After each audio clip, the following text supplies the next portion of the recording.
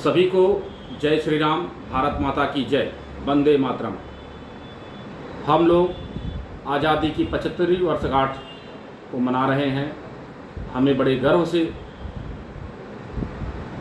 कहना पड़ रहा है कि इस 75वीं वर्षगांठ पे लाल किले की प्राचीर से जिस व्यक्ति ने हमारे राष्ट्रध्वज को फहराया, उसकी सोच, उसका हर कदम भारत माता को परम वैभव प्राप्ति के लिए है, साथ ही सभी के विकास के लिए है, सभी को साथ लेके चलने की है। हमेशा वह 125 से 135 करोड़ की जनता को क्या कर दें कि अवधारणा रखने वाले सोच की तरफ हम अग्रसर हैं। इतने बड़े कालखंड में कई प्रधानमंत्री देश के हुए, लेकिन अगर कुछ चुनिंदा प्रधानमंत्रियों को छोड़ दिया जाए, जैसे पंडित अटल बिहारी वाजपेयी, लाल बहादुर शास्त्री जी, सभी प्रधानमंत्रियों का अपना अपना कार्यकाल रहा और सभी ने अपने कार्यकाल को पूर्ण किया।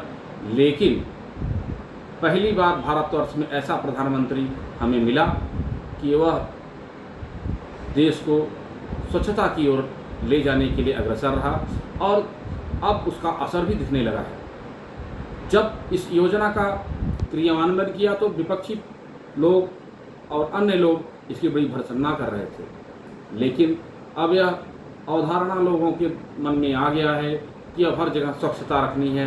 अब कहीं भी लोग जाते हैं, कुछ फेंकने से पहले डस्टबिन को इधर से उधर देखते हैं और उसका प्रयोग भी करते हैं। इसमें सभी का सहयोग रहा। साथ में स्वच्छ भारत के साथ साथ हमारे यशस्वी प्रधानमंत्री ने अपने प्रथम कार्यकाल के ध्वजारोहण कार्यक्रम में लाल किले के प्राचीर से जब उन्होंने कहा कि देवालय से पहले शौचालय, इसकी भी कुछ लोगों ने बहुत ही निंदा की कि एक देश का प्रधानमंत्री जो कि यह विचार पूरे विश्व में जाएगा, फैलेगा, यह अवधारणा गलत है। लेकिन जब उन्होंने यह अपनी वक्तव्य को रखा कि हर माताओं बहनों के लिए शौचालय आवश्यक है, आप इसकी कल्पना करिए कि जब माताएं बहनें अपने शौच के लिए अंधेरे का इंतज़ार करती थी कि अंधेरा हो तो वो जाएं, अगर उसी दरमियान उनको अगर ज़ोर से पेट में पीड़ा होती है, उसे रोकी रहती हैं, उससे अनेकों बीमारियां हो सकती हैं। प्रसव के समय में भी हमारी माताओं बहनों को काफ़ी दिक्कतें होती थी। इस पीड़ा को समझा उन्होंने और हर घर शौचालय का निर्माण कराया और शौचालय देने में भी किसी भी प्रकार का भेदभाव नहीं किया, सभी को शौचालय दिया और काफ़ी लोगों ने उसका सराहना किया और काफ़ी लोगों ने अपने शौचालय के ऊपर इज्जत घर और जिसके घर में शौचालय नहीं वहाँ पे हम शादी नहीं करेंगे, ऐसी मुहिम से जोड़ा। इसके लिए भी हम अपने यशस्वी प्रधानमंत्री को बार बार कोटि बार धन्यवाद देते हैं।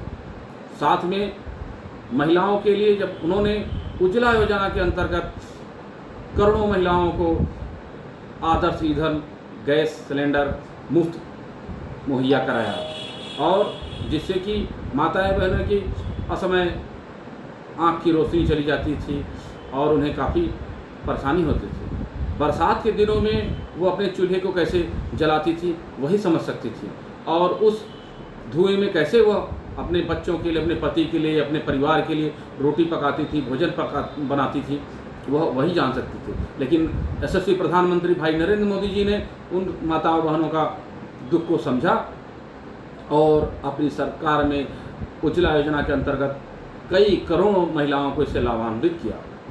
साथ ही किसान भाइयों के लिए किसान क्रेडिट कार्ड,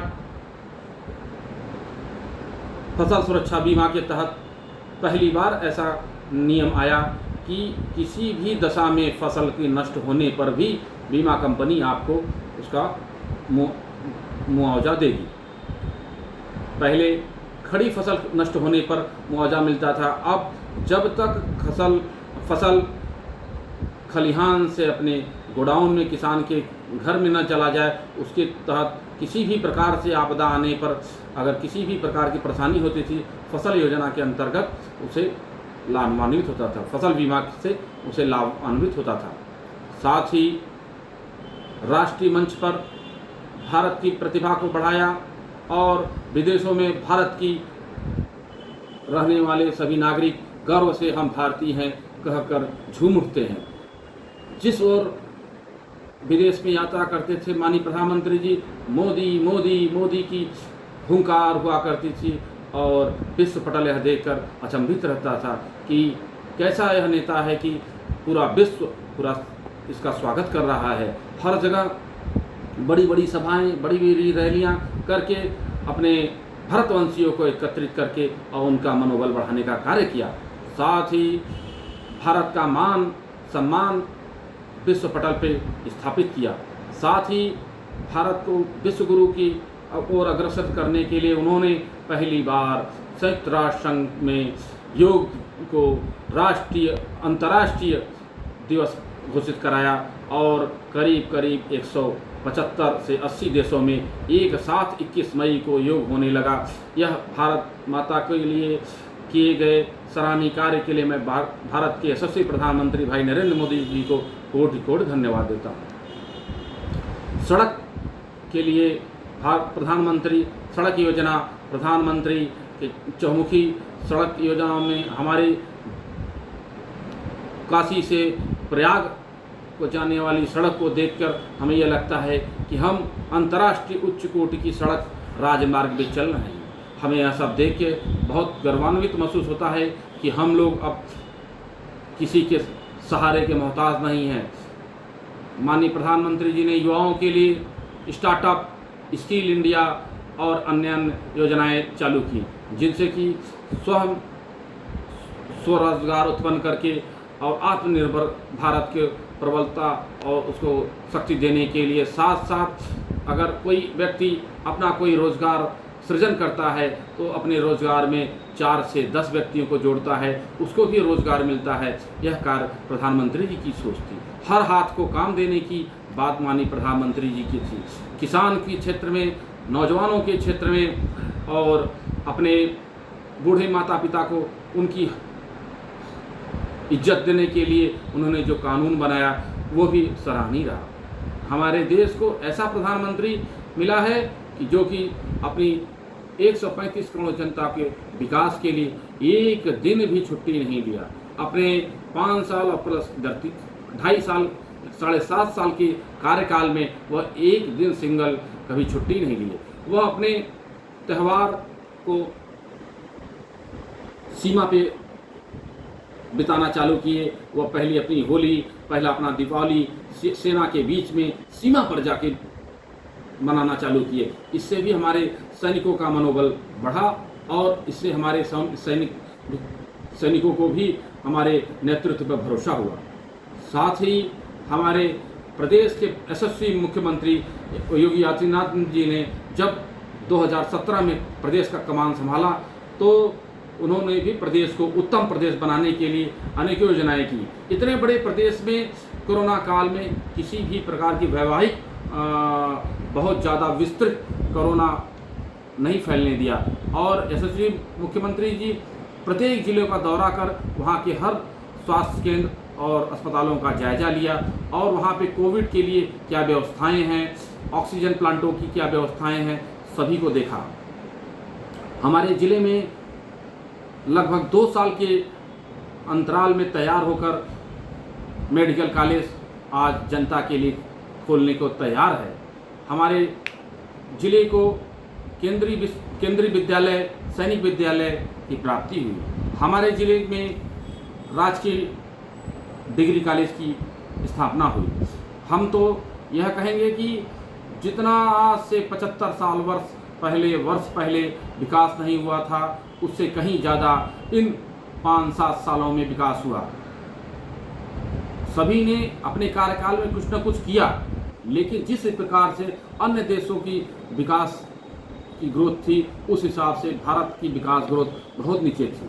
लेकिन हमारे यशस्वी प्रधानमंत्री, यशस्वी मुख्यमंत्री जी के संयुक्त कार्य से देश और प्रदेश प्रगति के पथ पर अग्रसर है।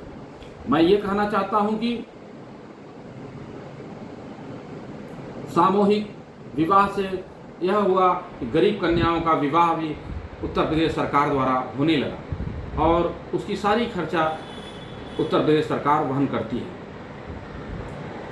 लॉ एंड ऑर्डर के लिए माननीय मुख्यमंत्री जी को मैं धन्यवाद देना चाहता हूं कि इस समय लॉ एंड ऑर्डर अति अच्छी स्तरीय व्यवस्था पर है और माननीय प्रधानमंत्री जी द्वारा किए गए अपने देश की जनता की सेवा को मैं उन्हें प्रधान सेवक के नाम से उद्बोधन करते हुए मैं अपनी वाणी को विराम देता हूँ। भारत माता की जय।